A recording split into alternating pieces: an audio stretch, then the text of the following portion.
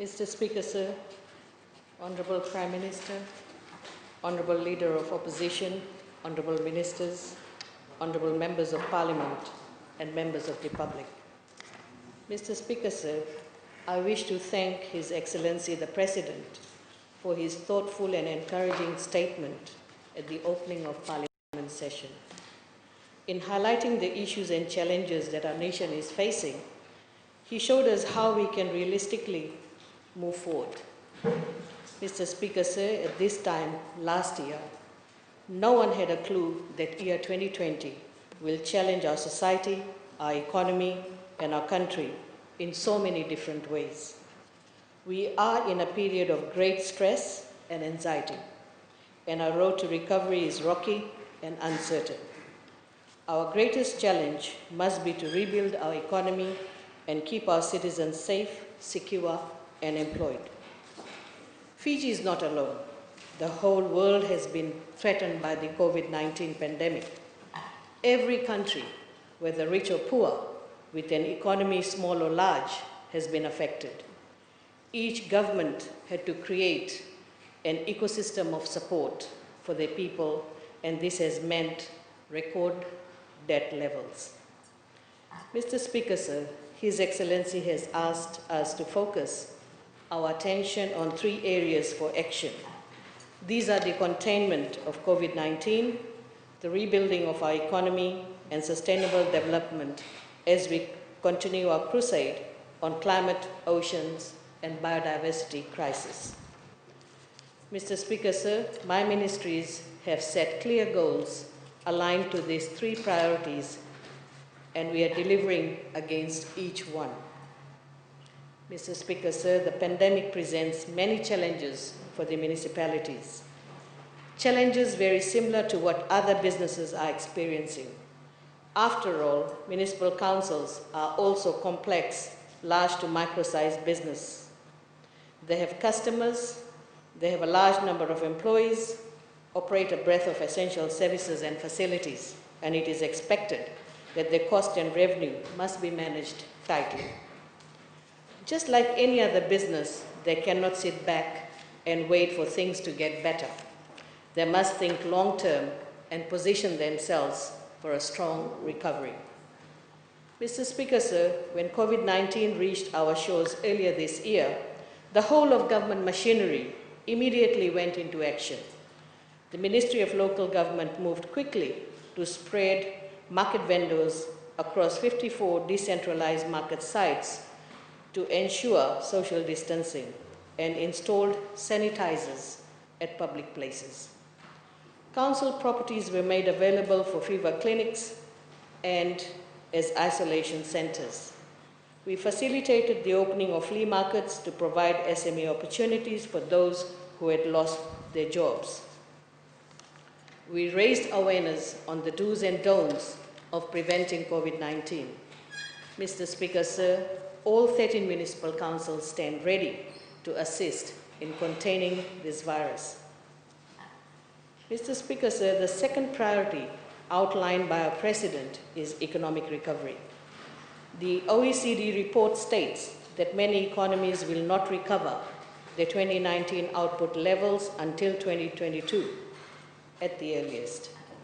His Excellency rightfully points out the need for us to stay the course with the current national budget and the Fijian COVID-safe economic recovery framework.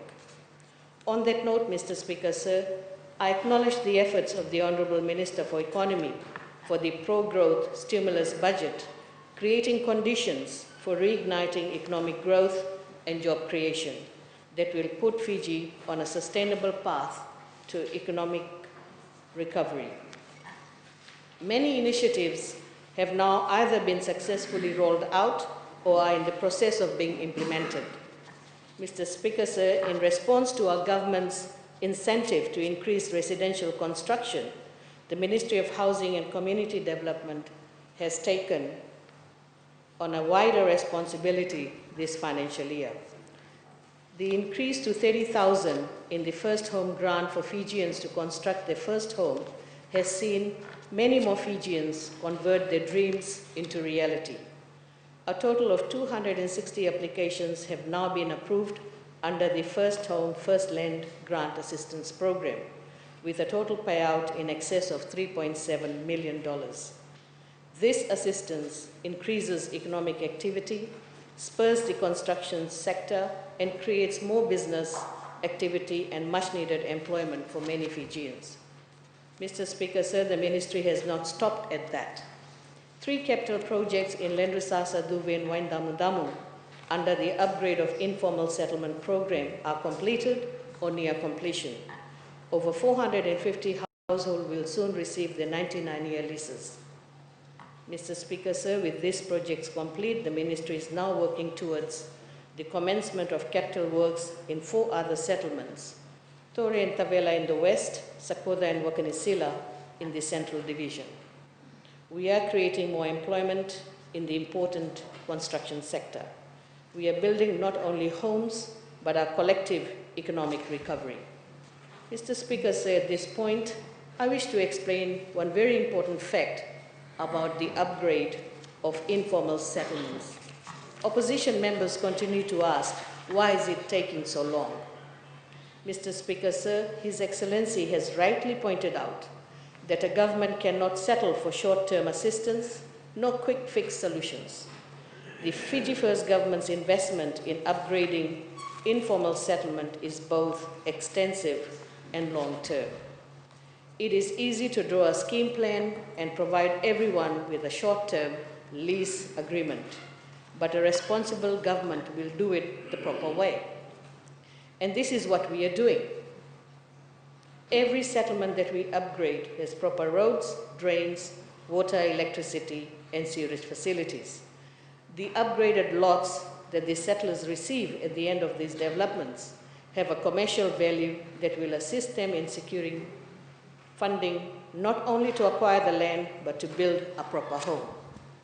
Mr. Speaker, sir, my ministry is currently in discussion with several local developers for possible housing development partnership.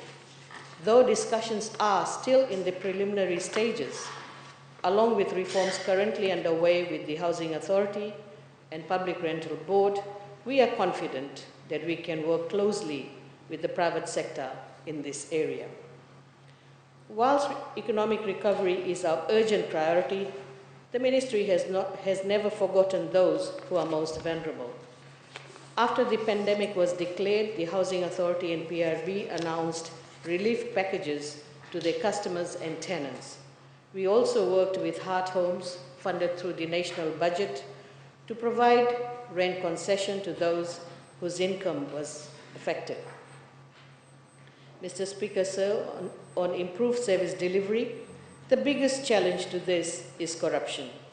Corrupt practices lead to a lack of confidence in the system and the waste of public funds and the deterioration of efficiency. The housing sector is currently undergoing a complete review in its effort to achieve the highest level of integrity in service delivery. The Housing Authority has undergone a special audit and a public inquiry. Mr. Speaker, sir, findings from these investigations have highlighted the need to strengthen the legal and governance framework surrounding the housing sector. Our National Housing Policy Review is progressing well, and the Ministry is currently undertaking public consultation on a new informal settlement lot allocation policy. The outcome of these efforts are to develop a new National Housing Act to address such issues and to ensure lots are fairly allocated to the most deserving. Mr. Speaker, sir, municipal councils are seen as a key development partners in driving local economic activity. The Department of Town and Country Planning has focused on reducing outdated, unnecessary bureaucracy and lengthy turnaround times for building, zoning, and subdivision approvals. Why? Because obtaining approvals in a timely manner increases business confidence and delivers more jobs in the construction industry. We now provide a monthly update on the numbers and timelines for major building approvals, which is a key indicator of economic confidence. From January to October 2020, we have approved 30 major development applications at a value of $154.7 million. Mr. Speaker, sir, we know that modern and practical legislation will enable the government's economic recovery work.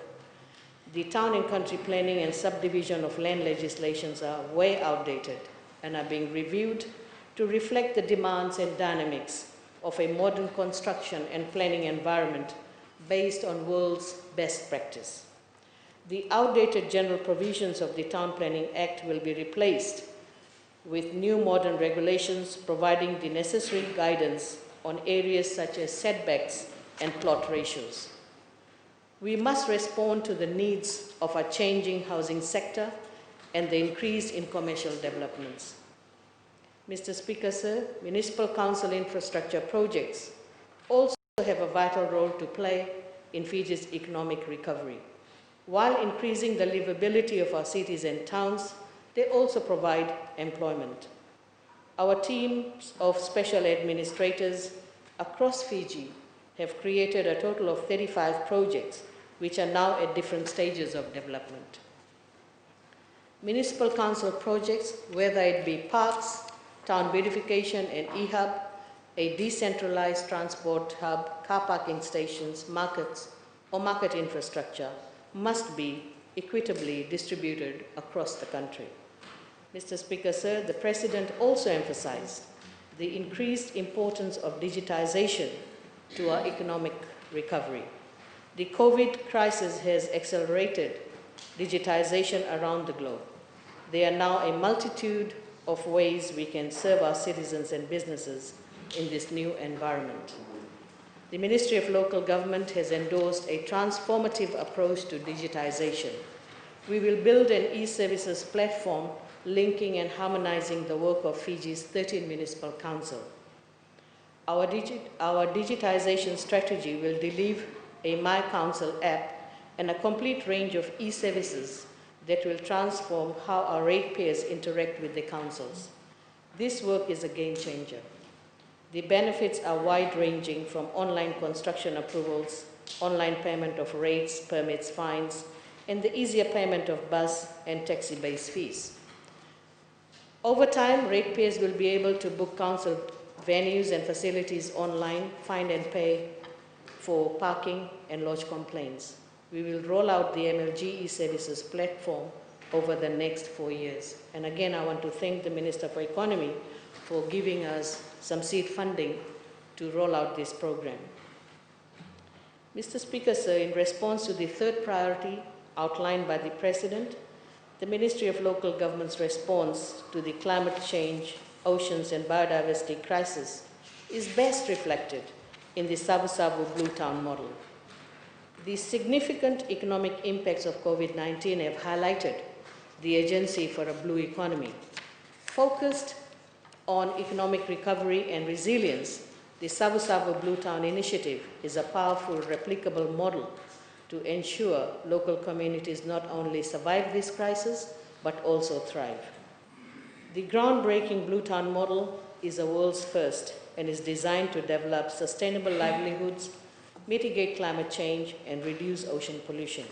Supported by $20,000 seed funding from the Fijian government and $75,000 from the Commonwealth Local Government Forum, the new year will see the introduction of the first pilot program. Mr. Speaker, sir, in September this year, to better manage household waste, Nasinu Town Council successfully subcontracted Suva City Council to deliver solid waste collection services. Going forward in 2021, the 4 Central Division Council will explore the possibility of creating the new waste management company as outlined in our 5-year and 20-year National Development Plan, as well as Urban Policy Action Plan. Under a shared service arrangement, they will deliver solid waste services, develop a new transfer station, and increase composting and recycling program. This model will over time provide a profitable income stream for these councils.